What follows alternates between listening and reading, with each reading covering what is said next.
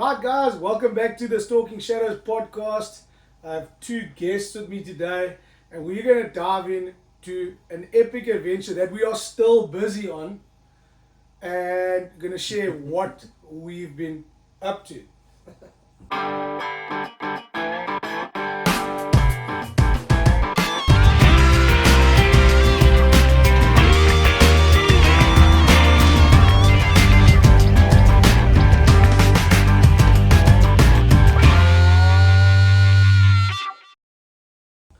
Right, so guys, for those of you who watch the podcast, you'll recognize Nick, one of our buddies who we go and hunt with in the Karoo, doing his epic hunts up there where we got colourfish, springbuck, and then Ryan, one of the guys, my doubles, stunt doubles, who knows, gangster, but he's here, and we on the previous podcast mentioned that we were going to go after Cape Buffalo. We're here, we've done the Cape Buffalo, we're still not finished. We one down, still one more to go, but we have had a epic 4 days, 4 days of a hunt. Going into the fourth day. So I think I'm going to start with Ryan on what our day one started like, because Nick was a little bit late to the party. He got here for a midday session, afternoon hunt, but Ryan and I cracked it off Thursday morning bright and early, and we had quite an experience. No, flip, it was a good one to start off with. First time buff hunting, so not too sure what to expect. Yeah.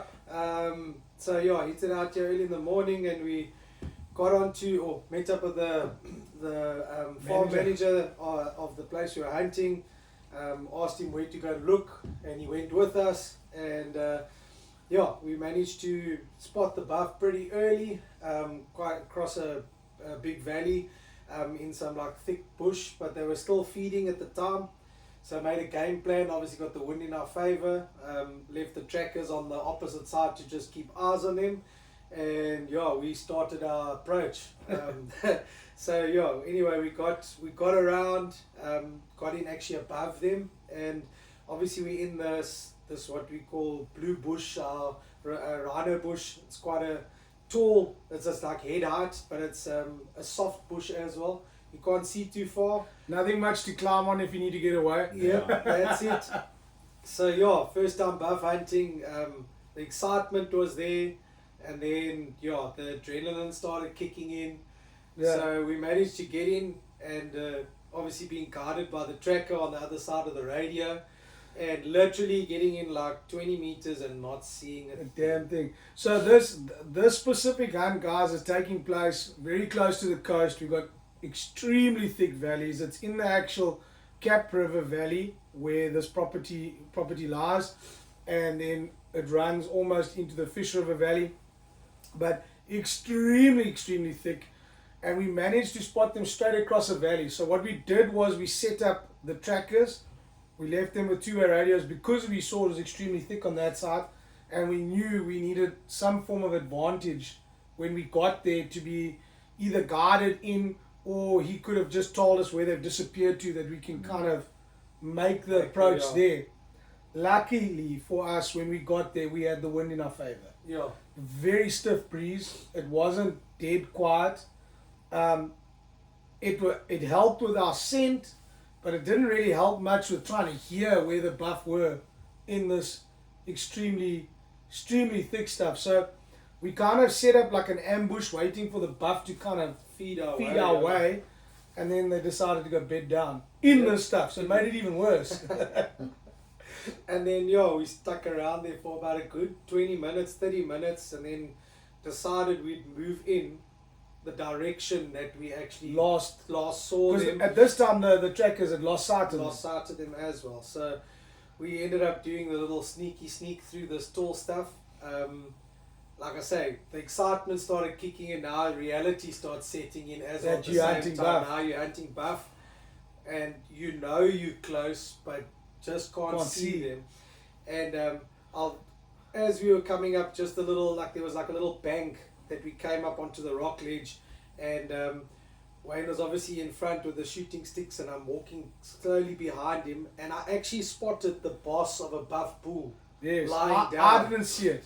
And I grabbed the shooting sticks that were sticking out to handbrake him, because if he carried on walking, we probably would have walked and stood on top of them. Because there were actually buffalo lying between, closer to us than that bull that was there. Yeah. So with Ryan grabbing the shooting sticks going there, I'd spotted a calf. Yeah. I spotted this little brown calf lying, and I was like, was 15 yards in front of us. So this is the range we were talking at, and the buff bull was lying there. But guys, where we were, we would see the buff bull, a cow, a calf, and another cow. All you could see was a head. And the herd size that we had spotted from the opposite side was probably, we guessed at the time, between 16 and 18 strong. The landowner, he had spotted them previously, he said there were 21 there, and we could see 4. So you got 21 buffalo in front of you, and you can't see the rest. And like with that, we just heard bushes crashing to the side and trees moving, and it wasn't the wind, it was some buff having a good scratching itself. So yeah, we hung around there also for a good 20-30 minutes. They just lay there, got up, moved around, lay down again, and eventually 1 or 2 got up and started moving off, and they kind of started following each other like one by one. Obviously they started standing up in places we didn't know they were there. Didn't even know they were there. Yeah, and one would just pop up behind the other. Then there was another bull that came up and actually woke the big bull up off the ground. And you know, guys, we were 30 yards from that big bull. So this specific hunt, we were hunting specific buffalo out of this sustainable herd that's on this property. So the whole lot of little broken off, groups. The buff aren't all in one. Yeah. They're probably about 60 to 70 buff on this place, but they've all splintered off in different groups. So you got big bulls, you got bulls with cows and calves, you got Duggar boys, good old bachelor herds as well. Yep. And we were there to hunt buff ranging under 36 inch bulls. So we had to be very selective, and we were looking for old hard boss bulls or mature bulls which wouldn't make that real, that getting to that 37, 38 and 40 mark. So the farmer let us shoot these buff because they are not good enough to keep as part of the gene pool. Yeah. But they are still awesome big buff, nice big bodies. We're looking for those big solid helmets, and it made it even more challenging. Because then we could have shot that big ass buff bull that was lying there. Right there, when he stood up, you would have had a shot at him. But the question was he over 36? Was he over 36 or not? Because we couldn't see him from the front. And yeah, we just kept working hard at it. And then once they'd moved off and we couldn't see anymore, we decided to try another approach. Yes. Yeah, so we did also around, and you kind of, it's a little bit hair raising because you sticking yourself underneath the trees, and as you're coming underneath, you're actually seeing where the buff have gone, and you're finding their droppings, and it's super hot, and you're like, how far are they actually in front of you?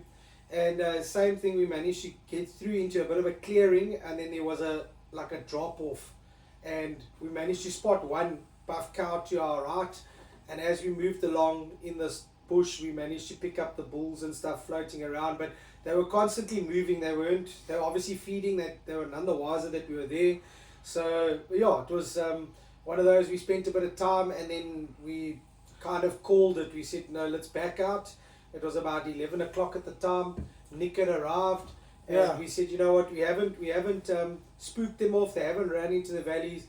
We will leave them there and come back late in the afternoon. Yeah, because they started feeding and bedding down again. Yes. And that midday thing. But at least by this stage, we had counted. We only had counted 4 bulls in that group. Yeah. Two hard boss bulls, and then two younger soft boss. A really, really awesome potential bull. Soft boss, he must be close to 37, I want to say already, but super, super soft, and he's gonna grow real big. So this all happens, and Ryan gets the full experience of this is in front of him, Yeah. and this is actually happening. I think the reality for people that come to experience a buff hunt, they don't realize. They think, oh, it's not going to happen. But when they hear, that is when the reality kicks in. That shit, I'm doing this. Sure. It goes from disbelief to surreal to reality. Reality. And it happens quickly. And it happens quickly because I know when we came back and we grabbed you here at the little cabins It that we're hadn't sitting kicked in. in for me yet. Yeah, it hadn't I was kicked. just sitting here at the lodge waiting. Yeah, we hadn't kicked in yet. Taken Nick quickly to the dam because Ryan managed to shoot Yeah. the previous day with a 375 For the first time as and well. he picked up my 375 and shot with it. The landowner, the manager, DeVet, kindly offered his 375 for Nick to use because it had a low magnification scope on it. Yeah. So Nick shot that. He had the choice of either shooting with mine with a red dot or Or the the one with the scope. He chose the scope, but we'll get into that one Yeah. as we get into our story. But the guy both of you shot extremely well on target, getting comfortable. Also, I don't know how much big bore rifle No, shooting I you've mean, done. I only shot with a 375 maybe 20 years ago. Yeah. So, and that was also only maybe 1 or 2 shots.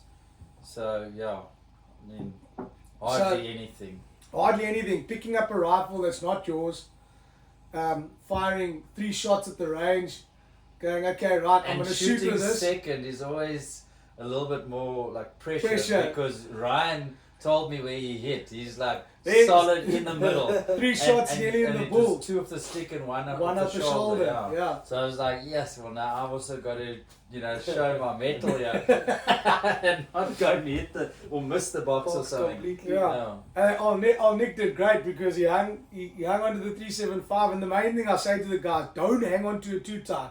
Let it just rock you. Just let it push back. And Nick fired the first shot, excellent. Second shot was the same hole, and then whipped the sticks away from him. I said, off hand now. And he just shot slightly to the right of what the 2 off the sticks. Absolutely perfect shooting. So then an awesome thing that I haven't mentioned here, Nick has his son Dan with him Yeah. to be part of this whole buff Experience. and have a nice father-son getaway. And he brought his rifle with his little 243 because we had some target animals that we wanted to try and get for him. So we got him set up on the sticks. He fired his shots to check his rifle. He was happy, and we decided, well, we got a bit of midday time to kill. Let's go after some species. So you can let the guys know what the target species were that you wanted for Dan, and we'll chat about the little Well, I bit mean, of the hunt we did. the buffalo was always the priority, but when we chatted, we knew that there was nyala in the valleys and that you had some bush pig on bait. Yeah. And, just chatting to Dan, it was like, well, would you rather shoot a nyala or a bush pig? And his number 1 was nyala, but Yeah. you could see he was really Keen on the idea for the bush pig, yeah. also, Yeah. So yeah, I mean, the way it all worked out was we didn't want to have dead time, so it was always going to be buffalo, early morning and late afternoon, and then what do we do during the day? So then we decided, well, let's go for the nyala during the day, look in the valleys, go glassing, and then in the evenings go and sit for pigs. bush pig. We've So it's a literally been hunting sunrise to sunset, and a few hours and a in the few dark. extra. Yeah. It's a hunt on steroids. That's Yeah. kind of what we've been doing. I No can feel rest it time, in my legs. no siesta time. Yeah. So it's been an extremely jam-packed few days. Well, like I say, we're on day 4 now. Eh? This is day 4. It's the end of day 3. The end of Tomorrow's day- day 4. Yeah. So we decided to go look for the nyala, and then we said to Nick, well, there are bushbuck on quota, so Yeah. if you guys are interested in bushbuck, if we see a really nice warthog, any of those Just type having of opportunity- different Yeah. species. Those are things we hadn't planned or spoken about before, Yeah. but once we'd arrived and we had a better understanding of what was on offer and Yeah. the property and all of that, then we added those to the menu. And guys, this is a great tip when you're with your outfitter. Remember, if you buy any packages or anything like that, you're not hamstrung No. to only hunt what's on your package. Talk to your outfitter. There's normally certain properties like where we are. We've got the bushbuck and stuff like that you guys don't have a lot in your areas. You've got, all the damn springbuck, and I now think for you it's a different hunt altogether. The word is bespoke, right? Or it's like a customized. Yeah. So the outfitter or the guide always has to offer something as a baseline, Yeah. but then you can tweak it. It's always tailor made. Yeah, it's always tailor made, and I'll say it like I always say, you never know what's around the next corner. Yeah, And you you can don't want to change- be on a target animal and then come across a species that is difficult to hunt, and it's standing there, with, side on, like. And it's exceptional. And it's exceptional, so you don't want to pass that up. So Yeah. you always want to know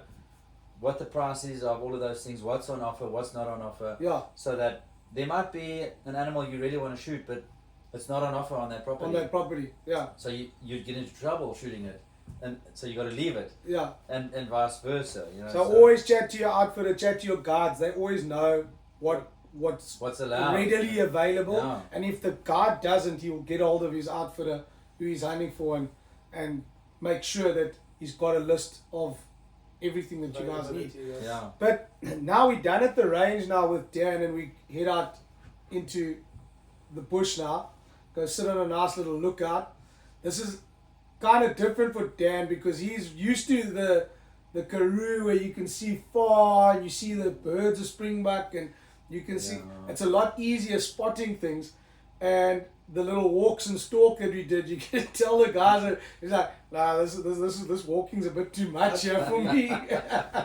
Yeah, no, because we went down that steep valley down into the Fish River, and he just wasn't used to it, and it was something getting used to. It's you got to spot and then stalk, or spot and make a plan. Yeah. Whereas we kind of do spot and making a plan where we come from in the Karoo, but finding the animals is easy.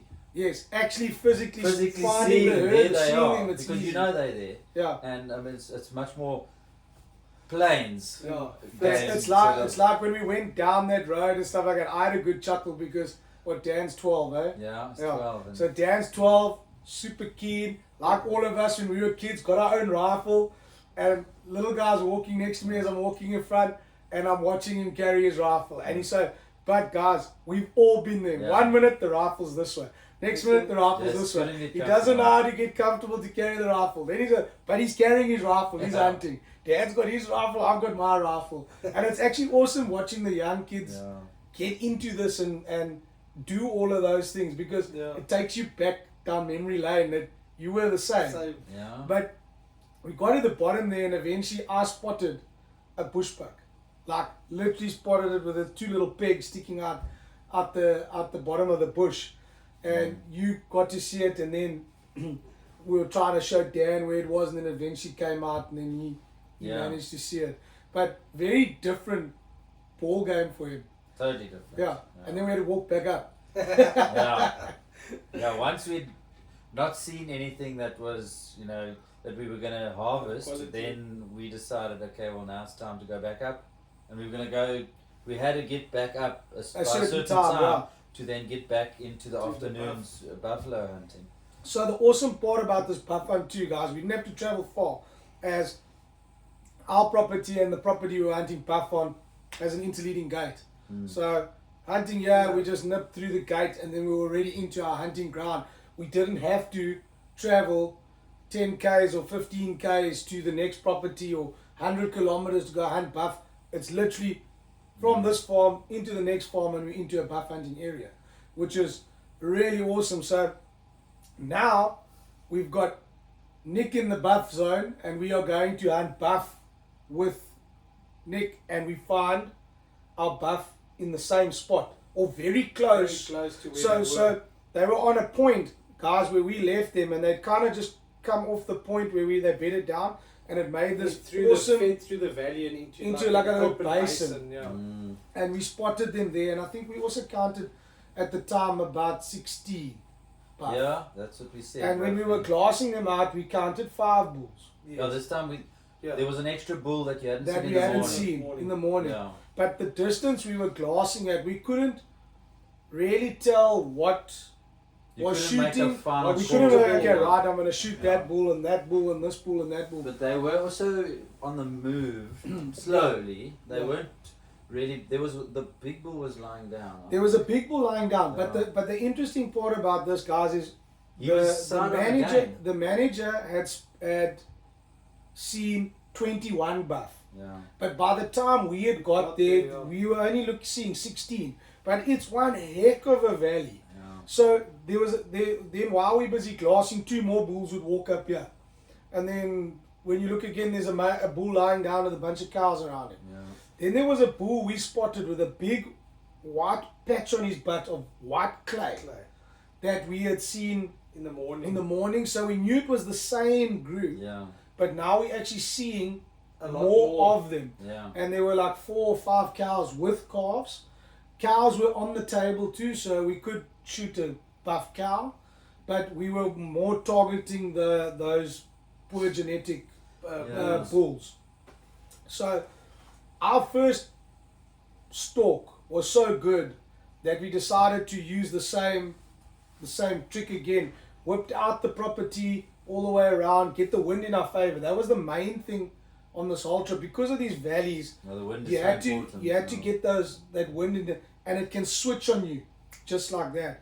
So So there's so many little fingers that actually come down, these little, what we call like blind valleys or blind cleaves into the main one. So if the wind's either going down one way or going up, and then all of a sudden when these fingers hit, you get these The kind thermals, of thermals and swirls, and that's where the direction changes. yeah, So it's difficult when you 1 minute you think you're perfect, the next minute you feel the wind hitting on the side of your face, yeah, next minute, okay, you feel it on the back of your head, just stand still, we don't know what's happening, move 10 meters forward and it's another direction. So it also makes it tricky. Late afternoon changes from the morning, and we were going to have a switch in the wind yeah. at some stage as well. because of the No, weather. yeah, The weather was going to crash, so we were also watching the weather really, really closely Yeah. for this hunt because we knew day 1 was going to be one of our best days.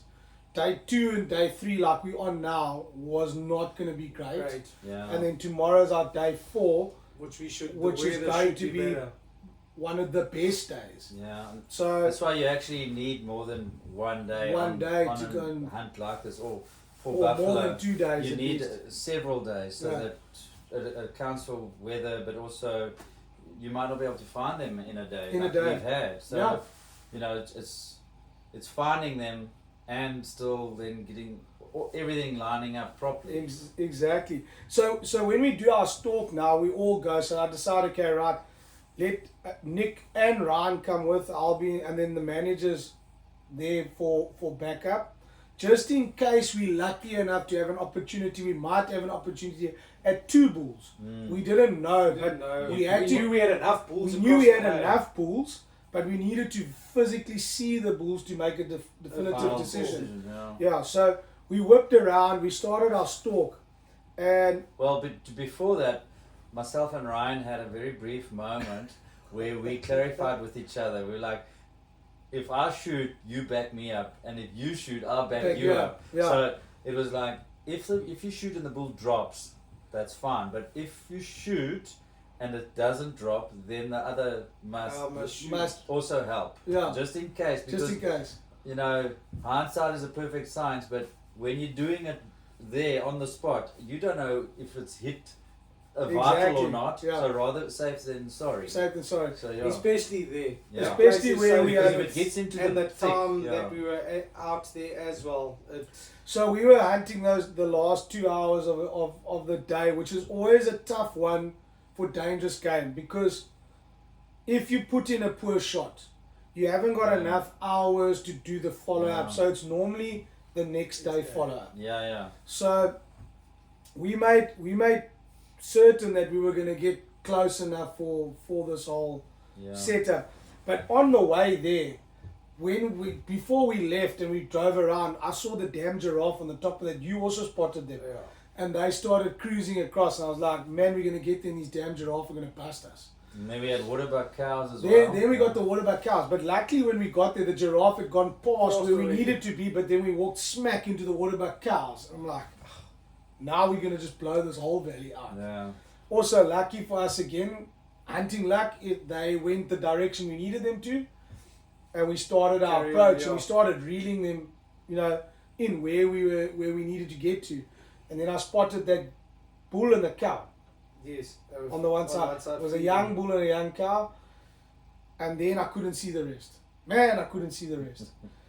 Then we got a little closer and we changed our angle. Yeah, snuck down. There was like a little ridge. And Yeah, we ended up on But the we could hide back behind. behind. the back side of the ridge, and we just slowly edged our way forward, lower and lower and lower, just to see if we could spot anything. But else. also on our way there, I was like, oh shit, the wind swung on us because next minute I felt the wind on the back of my head.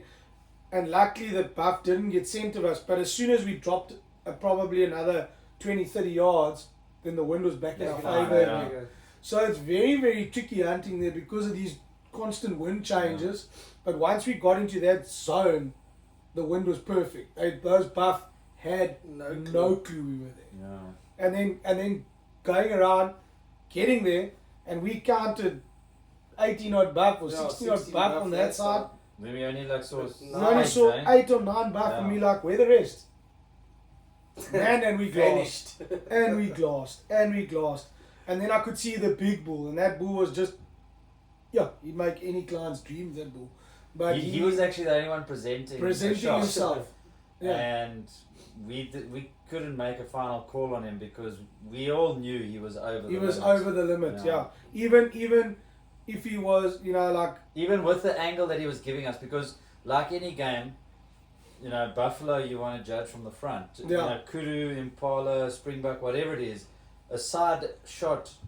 side angle. You're never good enough. You can't Make a decision on that length. Yeah. You have to see it from the front, and we just weren't seeing that. But even with that angle, he was a big buff. He was a He was a big buff, and he could, but he is old. So you could even see it in his body and his body mannerisms. Mature, that's what I think he is. I think he's actually he's not breeding He's anymore. not breeding anymore. No. But when they start getting big hippie kind of sunken butts, but more forequarter stature than hindquarter. That's exactly what he looked like. But eventually, we spotted some buff in the thick stuff. Again, couldn't tell if it was a bull or a cow. Just saw, And then the young bull, the very wide young bull, walked out. We saw him. Yes. But then we saw another young bull that we hadn't seen from the other side, which was quite exciting. But then we were going, but yes, we don't know what the hell's... Every what's time a actually buffalo walked or moved, we were like, what about that one? What about that one? And eventually, we were down the valley. So at this point in time, guys, buff were ranging between 80 and 116 yards. That's what I was clicking them at. And we had run out of cover. We couldn't get any closer. They would have busted us. Yeah. So eventually, I saw a bull pop his head out. Yeah, he followed a cow. Yeah, he was following a cow that came out. There. And turned, and I think that cow turned and came back to the bush, and he managed to stick his head out. But he was like almost in a dwell. He was chewing his cud when he came walking out there. And then he stood and he was chewing his cud. He was like asleep. Yes. And the cow stood other side. Then I had a good look at the bull, and I said to both of you guys, that bull's in our range limit. He ticks the boxes. And then I called the manager over, or the vet. I said, you have a look and you tell us. And he also gave us the nod. And he gave us the nod, and he said, well, there's your buff. So it was like, well, it's in that like 100-yard range. Ryan, are you going to shoot? And he said, kindly went and said, no, Nick, you got the rifle with the scope. Yeah. Shoot. Yeah, I was under the impression we were stalking Ryan's buff. That is the thing. Yeah. So I was like not nervous at all. I was actually quite chilled and calm right up until that moment. And then we kind of looked at each other. Because I was like, why are you looking at me? He was going to shoot. Yeah. And you had the sticks waiting for like, what? Ryan's Who's putting the damn rifle up here? And so it was like that. And I was gonna stand back, but then he said the comment about the scope. He's like, "Well, I've got the red dot, you got the scope. No. And this is I think it was 104. I don't know if it Yeah, was it was yards just over or 100 meters, that but one. It yeah. was just over 100. Yeah. So then I was like, okay, Game we're not on. gonna. Yeah, it's game on. And once you committed, then I was like, okay, I won. I was on the sticks and loaded, and then I was just waiting for the call because of that cow. That I was think in the video you can actually hear me go, "Can I go?" And then Yeah. you go, "Wait for the cow." Wait and I for was the like, cow. Okay, that makes sense because it's so good to have a guide. Also, you are so pumped up at that time. that Exactly. You kind of get. You know what you're doing, but it's also nice to have the reassurance of someone just to have a calm voice saying, "No, wait." Yeah.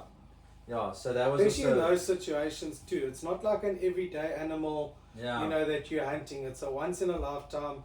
You want it to be perfect. It's Yeah. Yeah. It's also like you don't want to make mistakes. And I had it's watched one a of good those couple big of things. YouTube Videos like all of us. and Yeah. your on shot placement, if it's a side angle, if it's a frontal, if you have a poor first shot, what do you do on your follow-up? Follow-up If it's running shot. away. Yeah. So that's all running through my mind and everything. And luckily, he was facing. Yeah. So you were slightly, left to right slightly like that. quartering to us. Yeah. So you could see both his legs nicely, and then, like I said to you, follow his leg up, yeah. put it in the middle of the shoulder, and then you can also hear in the video you were processing it, and you were saying, Yeah, you There, could hear there, me saying, and I I'm could- going up the leg now. Okay. And I said, I think I'm going a third up up. the chest, Yeah. up from up the leg, because that is, according to the experts, the top of the heart. Heart. And Yeah. so you don't want to just drill him in the heart, you want to drill him And at the top of and the heart we were because that's where shooting- the arteries and stuff are It's pumping. Yeah. So, and you're going to hit lung as well. So it's kind of like it's a the sweet spot. Yeah. And we were shooting a very steep angle. Yeah. Yeah. Yeah. So, So that was thing, and then eventually when I said, "Let him have it," you didn't hesitate. He had turned his head to scratch himself. So Oh, I yeah, was you like, still said, I was like, wait, wait. let him turn his head, because I was like, the shot's hit- gonna go off. He's hit gonna hit the him with horn. the damn horn. Always gonna hit him in the head, and it's not Yeah. wasn't planned. yeah. And then when he turned his head nicely, he opened up that whole shoulder for As you. soon as he opened up, we let. Yeah, he let that Let 300 the- grain bullet fly. Yeah, and well, I mean, afterward we saw it had hit exactly where I'd aimed, Yeah. but in so doing, I was more focused on the shot placement than securing the 375. So it gave me a little bit of a kiss over here on my forehead. He became a member of the Half Moon Society or the Magnum Club. Yeah, But when it kissed him, the poor bugger was like, I'm going, reload.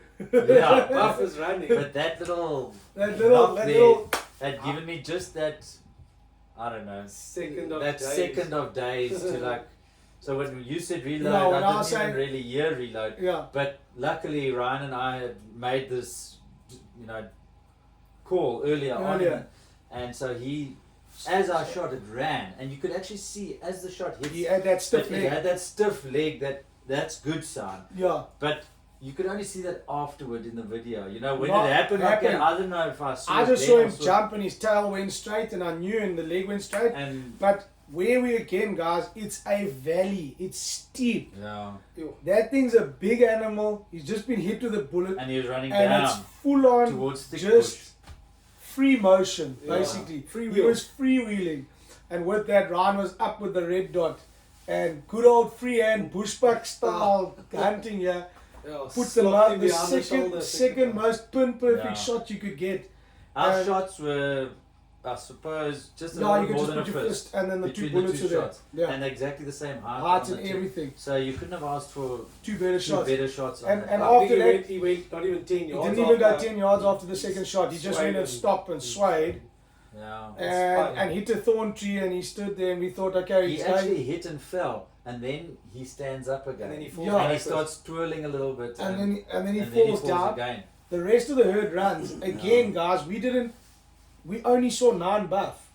There wasn't the all the others we had counted, say another 10 or so buff, we didn't see. They must have been in that valley. But with that, he falls, and next minute, you just hear crash, crash. I don't know if it's the buff running, crashing, or our buff that we shot Yeah. that's steamrolling the trees Yeah. flat flat. as he's going down the hill, and we stood there. Then we gave it some time, and we still chatted up top there, but we then I was waiting for the bellow because I didn't hear the bellow. Ryan says he heard a small bellow. I heard a small bellow. He bellowed actually twice. But we didn't actually it's normally have like and then it's done. We knew where he disappeared, but we didn't know if he was lying right there or if he was a bit further on. So we had to then do the approach. And I think that got the two boys excited. That's when it felt the most real. Because you've got the adrenaline of the shot. You've seen your animal run. He didn't just fall there. It's shot and hit and it's run and it's now fallen and now it's like, am I going into this thing and it's going to be lying there, or am I going to be charged? Yeah, exactly. So this is where I always say to guys who come for their first buff hunt, and every client, guys will tell me, I'm only hunting one buff. Yeah. I'm like, but you hunt your first buff, you are going to want that experience to hunt a second buff. And Ryan, after the morning, he hadn't even shot a buff. He just had that experience of the stalk, and he said to me, this is fun, I want to do this, I'll do this more. I'm getting close. And he really enjoyed that. He's like, looked at me and said, I like a 375, I want to buy a 375 now. You know what I mean? So it really is the adrenaline of this, and that relief when you get your animal, that kind of pulls you back. It's kind of like a little rubber band that hangs onto you now. You'll forever be thinking of that hunt and how can I do it again. And when you guys were approaching down there, the heart rates that you guys had going down there was different. You know, there's no other animal that comes close to approaching a buff, especially if you can't see it. Yeah. You know, it's not like we approached him, he was lying in the clearing. Yeah. No, you guys were walking through that bush that was head high, peeping, ducking, walking slowly because you weren't too sure where he was. And shit, he'd probably gone 40 yards from where we saw him fall. Yeah. But he was dead where he fell. Just because of the steepness. He rolled a bit. He rolled and then into those. Thank goodness the trees caught him there. I think if he'd gone another 10 yards, we would have been another 100 down to the bottom. It's a place there. He was caught in those, like it's all, those because trees. from there it was a gully, eh? Yeah. And that's like straight down. But this is where buff hunting never ends, guys, because now the hard work starts. We shot that buff at about 4:10 in the afternoon. 4:10. He's gone down this damn ass valley. We had to get back to the top, so good old Devet did a solid on us. While we sat there admiring your guys' buff. Yep. I'll call it your guys' buff because it's like a communal double tap here. And sat there just like looking at this and then going, oh shit, now what? Now it's the plan to get out and wait for the trackers to get there. Well, that's when we had time to do the photos and all of that also. But it was good to get help in, because once they came in, there was no way we were gonna cable that out or anything. We had to actually then. We couldn't get any vehicle or winch closer. We had to really start the butcher process. Torches, and so it was like a tag team of people coming in and out of there. And eventually I managed to carry out a back leg on my shoulder.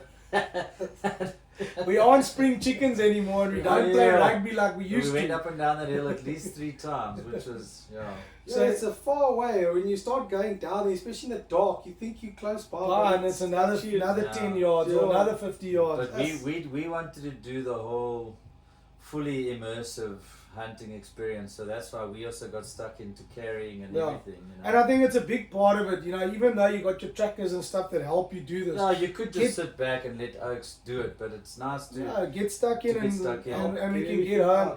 So if you guys are watching and follow me on social media and stuff, you'll know I've got a tracker who's only got one leg. Yeah. And we are working hard at getting funding we've got a prosthetic leg, but we haven't got it fitted to him, so we're short of funding to get all the attachments. So he's unbelievable. Where we were crawling up and down there, that man went down there with his crutches. Yeah, I know. And he went down and caped that buffalo out in the bottom of that valley.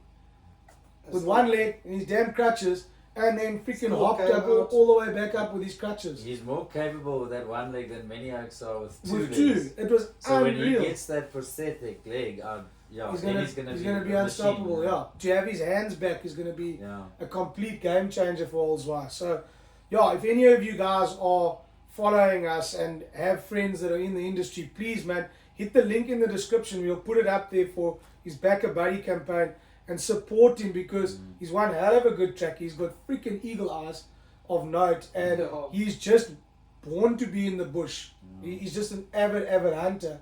And I think by the time, we got out the top there, it was like 8 o'clock, eh? So Yeah, it took but us 4 hours to get that buff out there in the Yeah. end. That wasn't the end of it. That was just to get it out the bush. Yeah. And then when we got back here, Zwa finished up The cape. the caping. So we were probably done around 10 o'clock. 10:30. 10. By then we still had to feed ourselves, so we had to still only set, finished, light the damn eating fire. after 11. Yeah, so by 11, 12 o'clock, I think after everyone showered, in bed, I think we were all aiming for that bed. My legs were walking on their own by then. It was like freewheeling. And then we decided the same thing.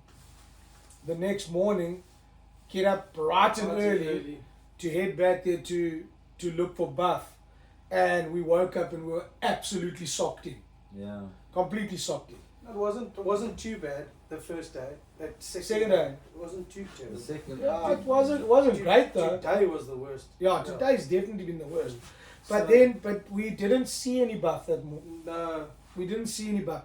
Then we decided obviously now we must go capitalize on the actual Yeah. Day hunting. day hunting. Yeah. So Zwei and Msogolo had been spotting some really big Nyala bulls on the property, but like exceptional bulls. Yeah.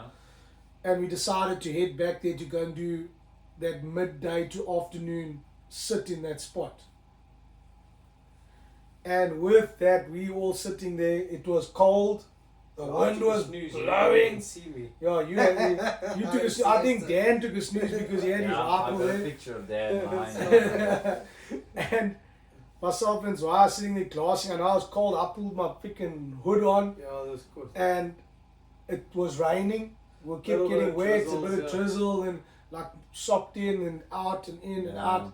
And next minute, you know when your tracker's seen something good and he gets excited. Yeah.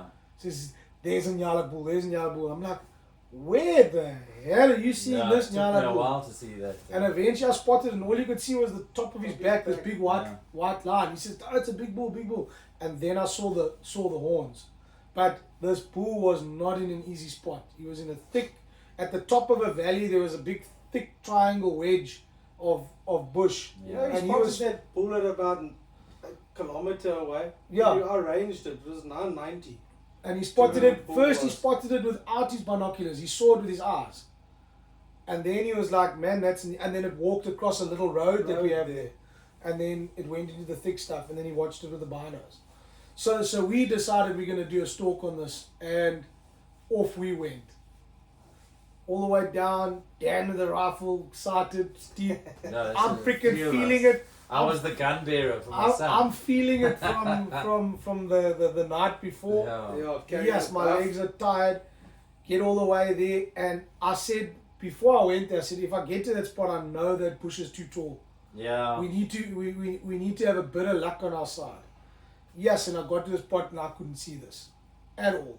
But luckily for us, Ryan stayed Glasser at the top. Then he says the bull's in the same spot. He hasn't moved, and there was this massive big cactus tree Yeah. that we knew if we could get visual of that cactus to the right of it, we might be lucky to see him. Yeah. Yeah. To place him. Yeah. So we got our stalk going there, and that was pretty cool. And then you can explain our little Yeah. I mean, wiggle in well, I through mean, the the bushes. idea was to obviously locate the bull. So even though we had that marker, that cactus, it was still to then find him, so Yeah. that you could do the final bit of stalk. But we eventually only just saw the tips of the horns sticking out. He had ivory tips, but you could only see like half of his horns. horns sticking And out. we guessed him to be 29, It was a even big maybe bush. 30, but yeah, let's say 29 plus. Yeah, And you could just see maybe 15 inches of his horn sticking Sticking out. out You of couldn't the- see the lower bit of Bit of his it. head or anything. anything. and so that was all we could see, and so then you said, well, you've got a good feeling that there's a channel. If Yeah. we go forward, we could maybe look down that channel and spot him down there, like a tunnel almost of Yeah. between the bushes, and so we went closer and closer, and we did find the channel, and as you put the sticks Yeah. out, the bull actually took a Actually step took forward. a step forward and gave us a perfect broadside shot. Perfect broadside, and then Dan, obviously now looking to put the rifle on the sticks, didn't look by his feet, and he stood on a branch or some sort of a Something there, it twig just or went something, click. and it went like made just a little crunch sound. Yeah. And as that happened, that bull just He just spotlighted us, he looked at it, you know that like instant whoop, what's that? Deer in the head. and he was Yeah, in like the 70 headlights. yards, maybe. And he was 70 yards from us. And he Yeah. stood and he looked at us. And yeah, I'm like half crouched over, holding the shooting sticks. Poor Dan's like, I'm like, stand still.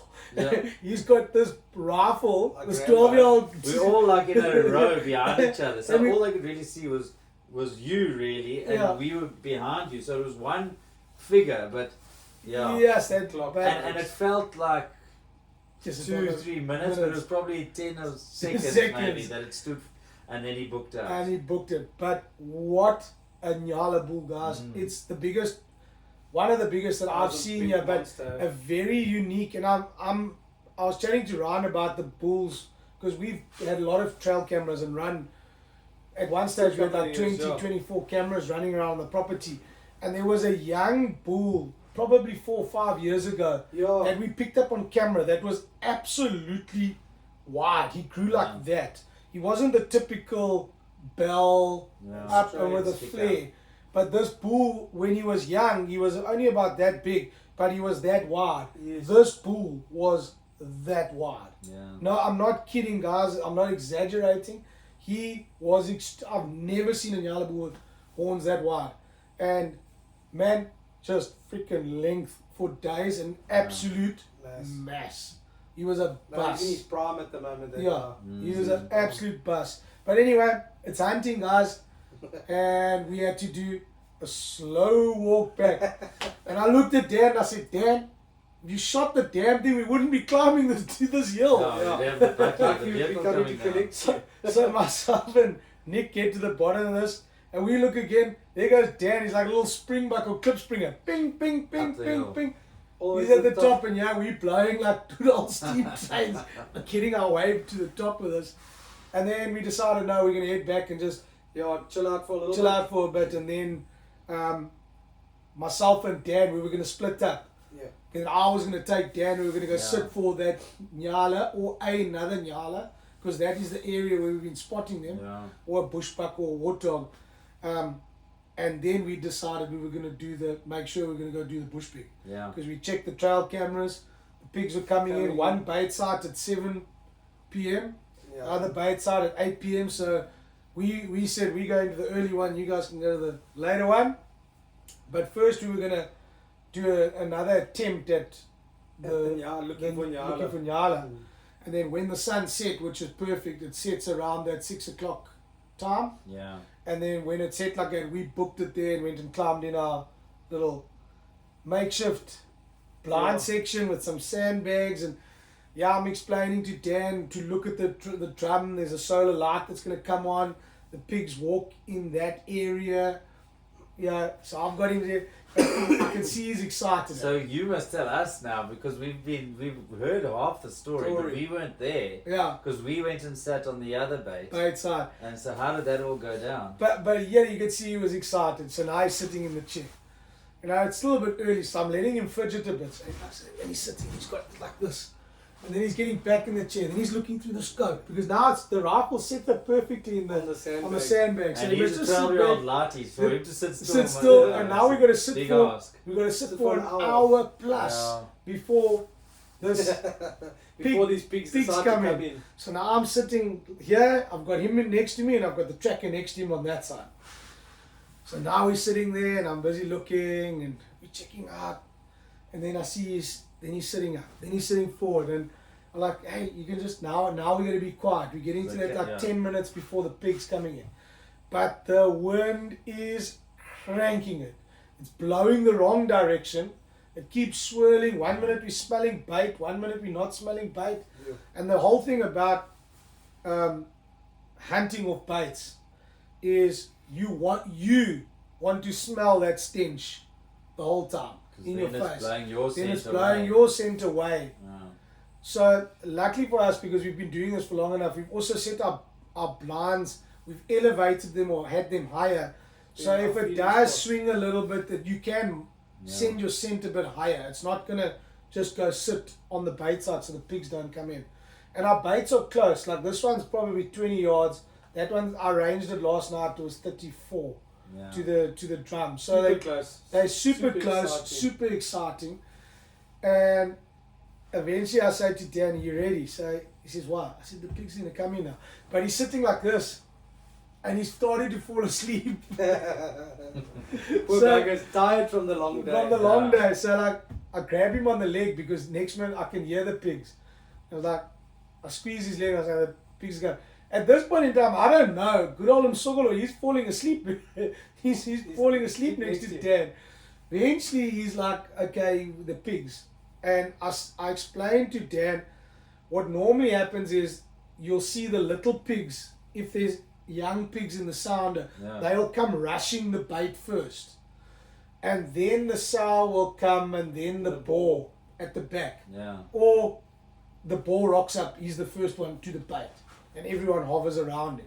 So to give him a good idea.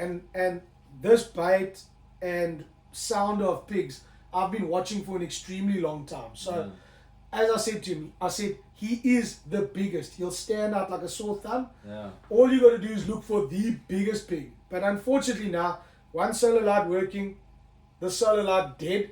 So I've got limited light now. And then this one that I used to have here, my dad's cows ate off the pole. Oh. So we're literally down to one little solar light. But Dad had checked to see he could see his cross and his reticles clearly, and he said, no, he's good. I said, if you can't see, tell me, and then I'll put a torch on the pig that you need to shoot. And the piglets came rushing in, and the sow came, and she was a bit hesitant because the wind was so. Yeah. When it's windy, it makes them like Makes a bit him very sketchy. nervous, yeah.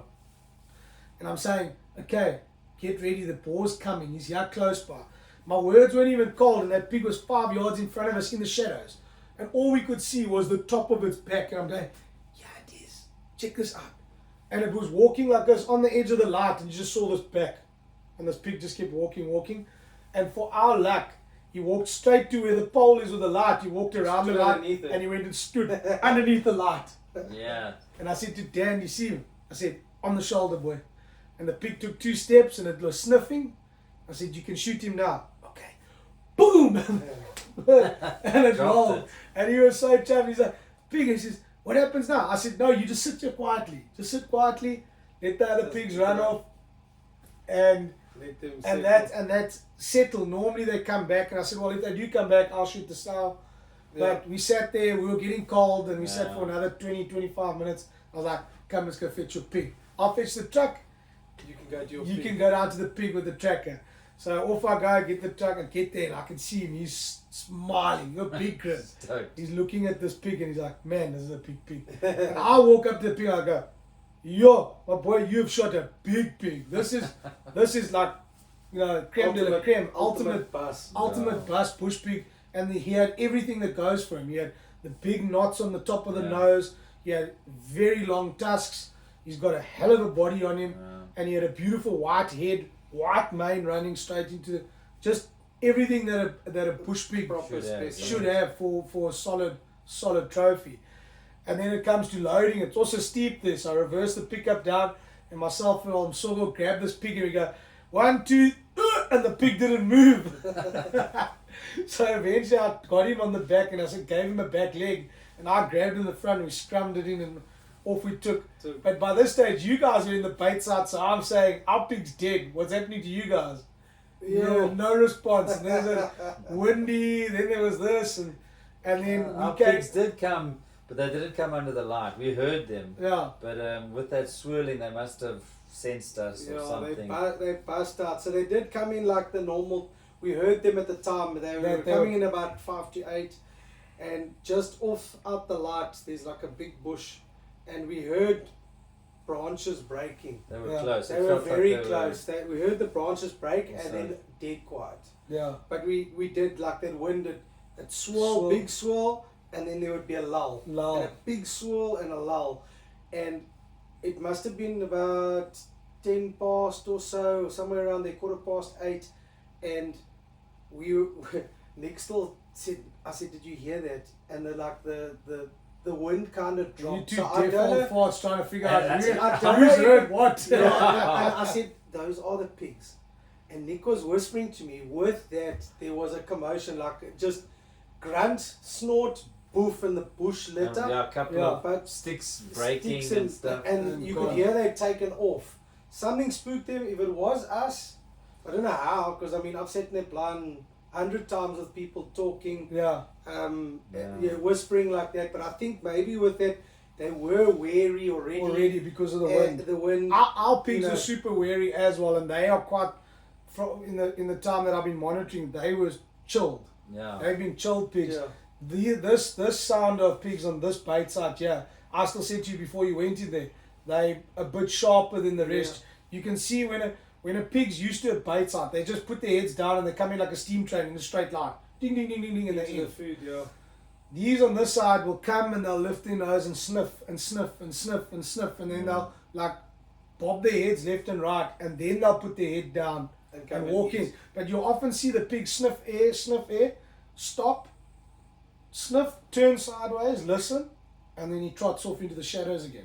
Yeah. And then you'll listen 10-15 minutes later, you hear him coming through the back, Yeah, bushes. they did that. Because that's were listening a sharp pig. Either they've been Clever, messed witty, around on a yeah. base before, on a bait site before, or they knew to to a bait station. Yeah. And I said to you, those pigs are a little bit. So we sat there for also another 20 minutes or so, and we called it. We said we'll let them settle. Today would be a better night to go and sit there. Yeah. We pulled out. Also thought, well, we'll get to bed a little bit earlier than the night before, It because didn't we're going to happen. start chasing buff the next It's morning. like tonight, we also thought we are going to get to bed earlier, but we're still sitting here at 11 o'clock recording this damn podcast. So we're going to do another 12 o'clock night anyway. Yeah. So, but then this morning we obviously woke up to the crappiest weather of Yeah, the it whole- was drizzling hard. Eh? Yeah. all day, yeah. Yeah. And then, but it still didn't stop us. We still went out. Yeah. Then we called it, we came back. Yeah. The rugby was on. None of us were interested in watching the damn rugby. Yeah. Yet we should have, because It was a brilliant the game. the Springboks won. They gave They didn't just win. they gave the All Blacks a good hiding, Yeah. but we were too interested in hunting buff. But we So, went yeah. back and we spotted the buff. Yes, yeah, we spotted the buff, but they were already. It was almost that time that they were going to go and hunker bed down down. for bedding. So it was just around 11ish or so, and then we obviously decided to split up. Nick and Dan were wanting to look for some nyala and a bushbuck or whatever. Yeah. So we sent them off for the one track in that direction, and you and I decided To to hunt buff. hunt buff and see how we could get another buff. Capitalize, yeah. So yeah, picked them up. They walked an edge, also in that tall bush, and they kind of went over a lip. We managed to get ourselves around in the wind, and Had the wind they in our just- favour, but they just vanished. beat us to They the. beat us to their bedding area, Area. and we couldn't find them. So yeah, spent about another 2 hours looking at glassing points in different areas on the property to see if we could spot any of the other groups of buff, and everything had probably gone down to bed. And once they bed, you pretty You much can't see them, yeah. Um, You gotta the bush- wait for them to pop Yeah, out. I gotta wait for them to get up and feed and move in that tall bush to be able to pick up these black dots, Yeah. basically. Yeah.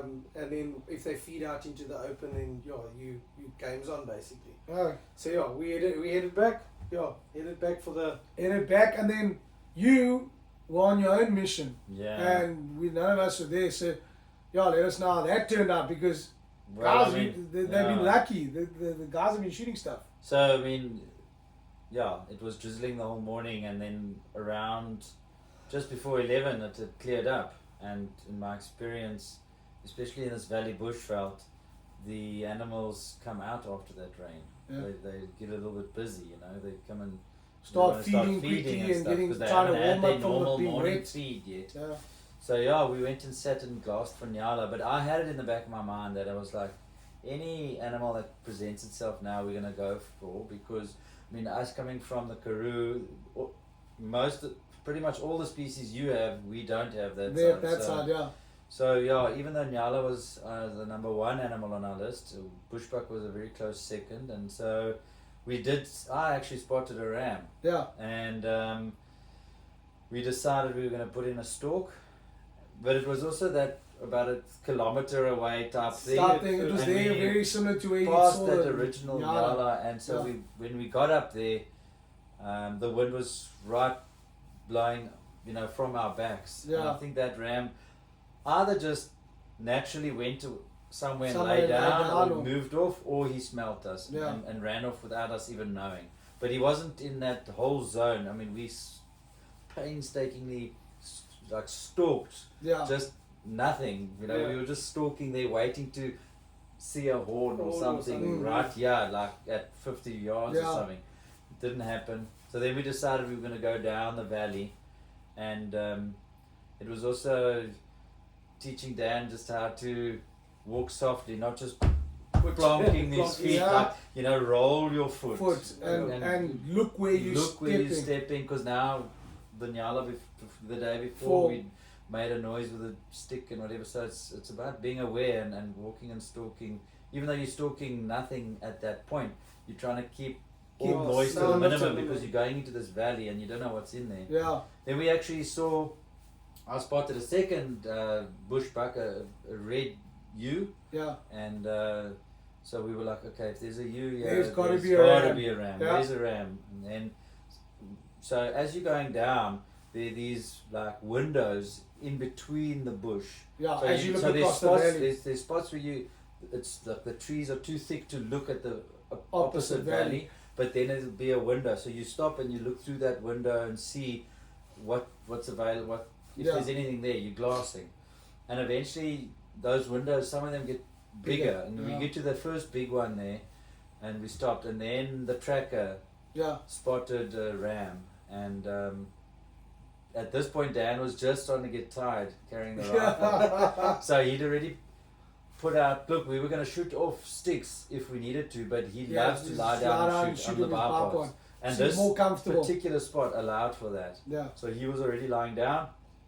Once the tracker showed me in the direction, I put up my binos and I saw the ram immediately. At that point I lay down and then tried to show Dan through the scope where the ram Ram is. Yeah. And so, there's the rifle's this way, I can see the ram. Move your head. Like, you know what I mean? So we had to go a couple of degrees to the right, and eventually I then looked through the scope and go, okay, just look now. And then he saw it, and as soon as he saw it, It then, came on. and I think he'd watched the buffalo video, Yeah. so he was like, okay, I'm taking it now. And Yeah. then he shot. And we heard a thud. It was one of those typical, it's 243, 100 Yeah. grain,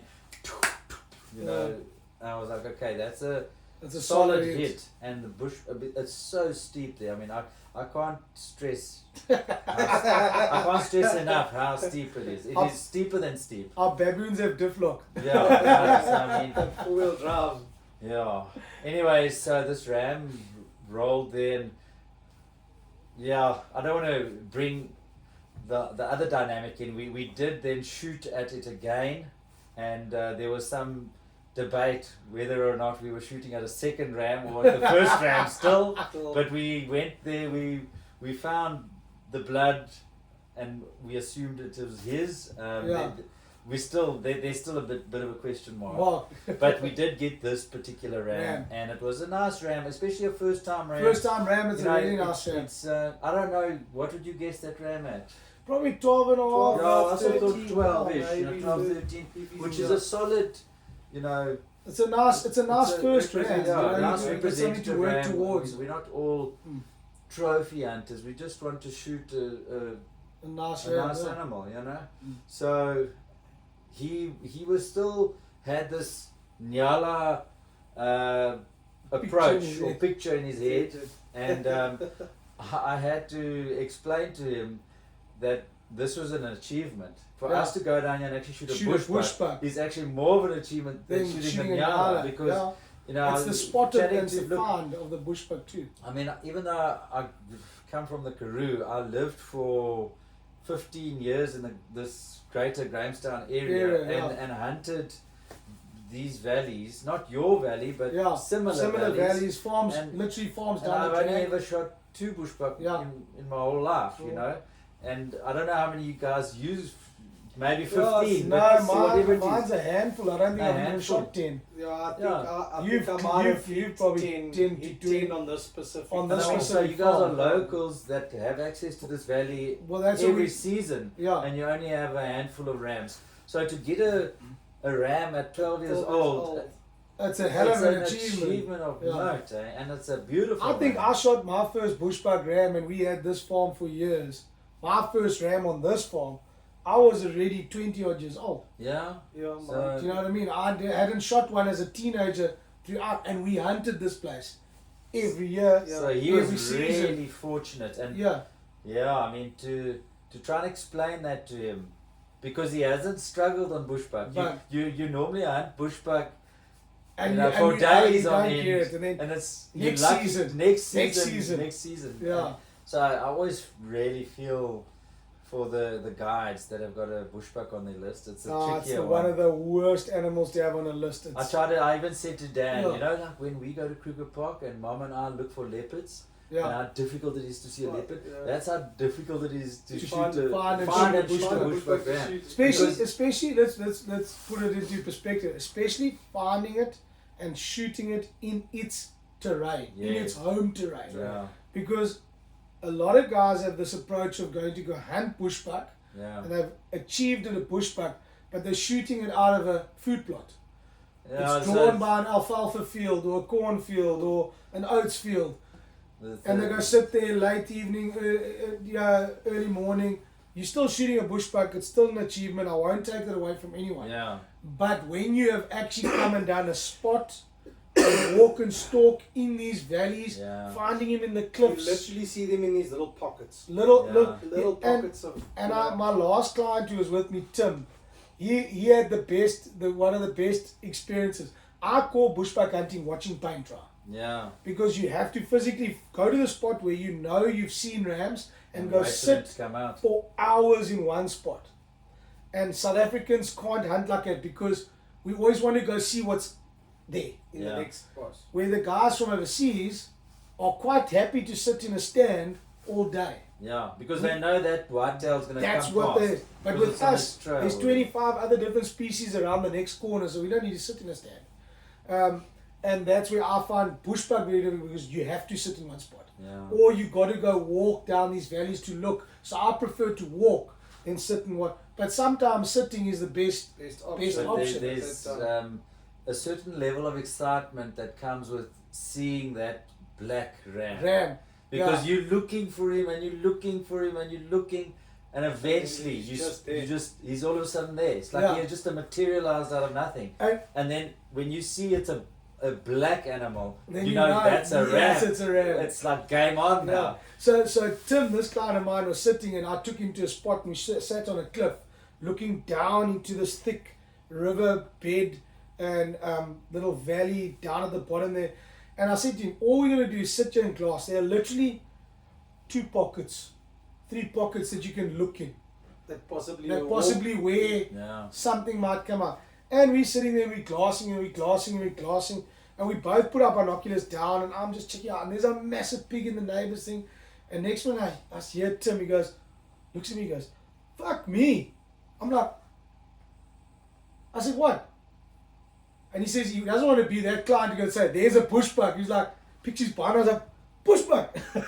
And we had both just looked at the in the spot. area. I put my Binos Binos down, down, a he few put his back, seconds. and it was within a matter of seconds, it's just like, oops, Yeah, there and he the is. light switch comes on, and he has this black ram, you Yeah. know, all this brown ram standing where you, and that's bushbuck hunting for you. It's got you, 1 minute, there's absolutely nothing happening, Opportunistic. the next Completely. minute you are game on. So it's awesome that Dan got that experience Yeah.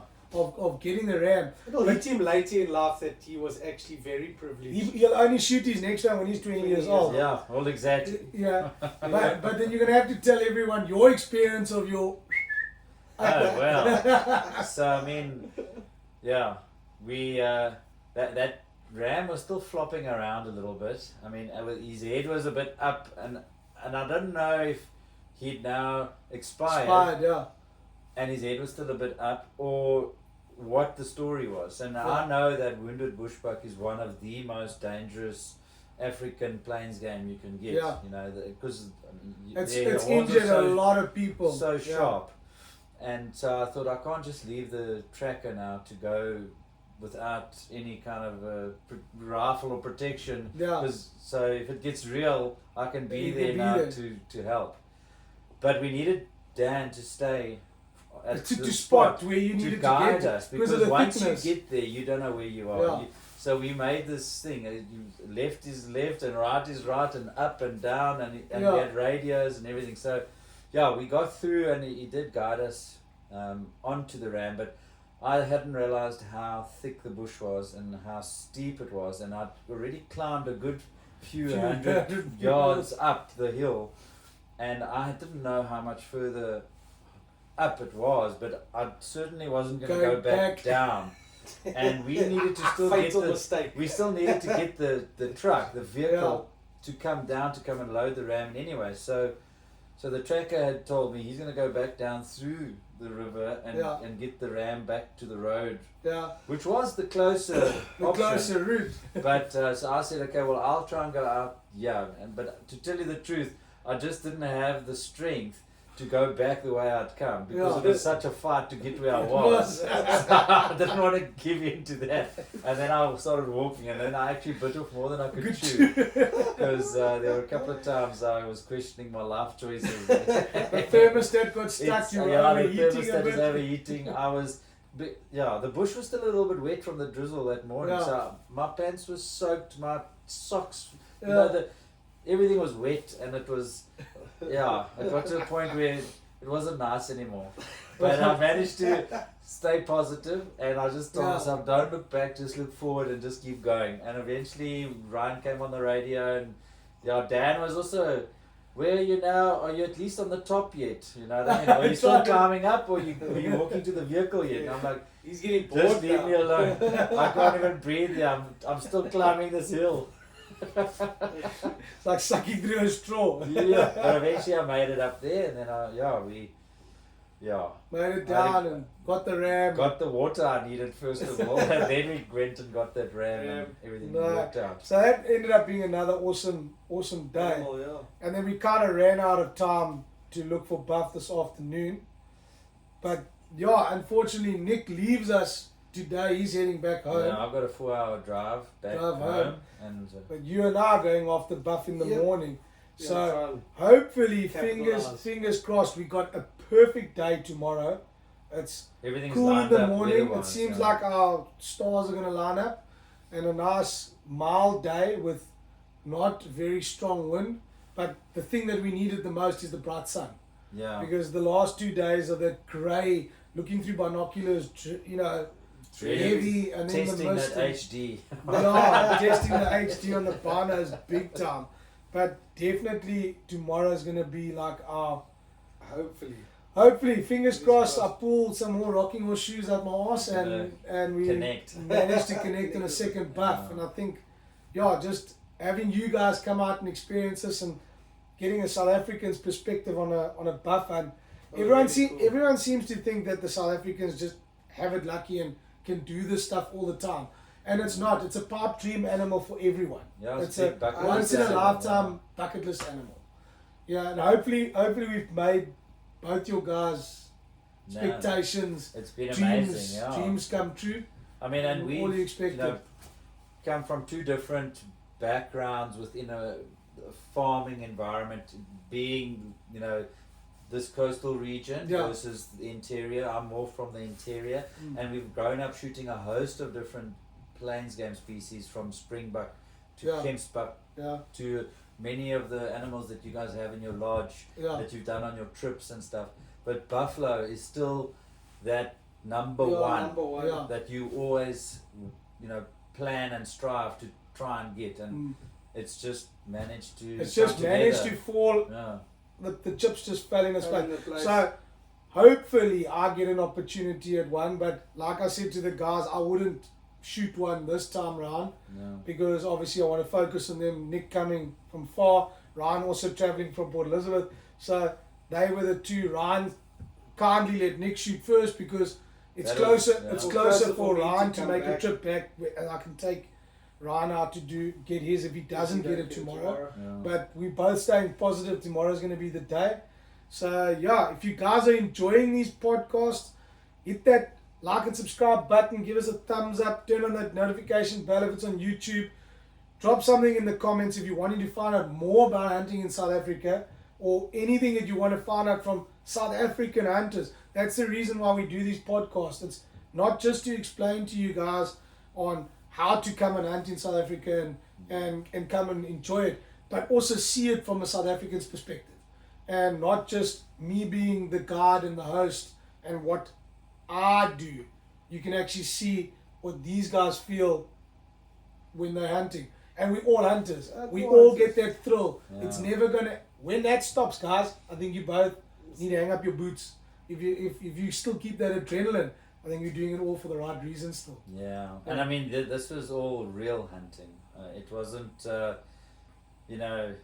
I don't want to use any other words, but if you want to just drive up to the animal and shoot it to tick a box, then don't come. This is definitely not for you. If you want to get your boots dirty, you want to put the miles in, you want to stalk, you want to sit and look in long places and spend time in the bush. Put in good stalks. You need to spend the time. You need to spend the time in the bush. Hit us up, come join me, and have a trip of a lifetime in 2026. So guys, let's leave it there. We'll drop another podcast if Ryan gets his buffalo, so we're going to have to share how that all pans out. And again, guys, please support Zwei. He's a hell of a tracker, and let's get his stride back and get him back into the bush. So, till later, guys. Cheers. Cheers.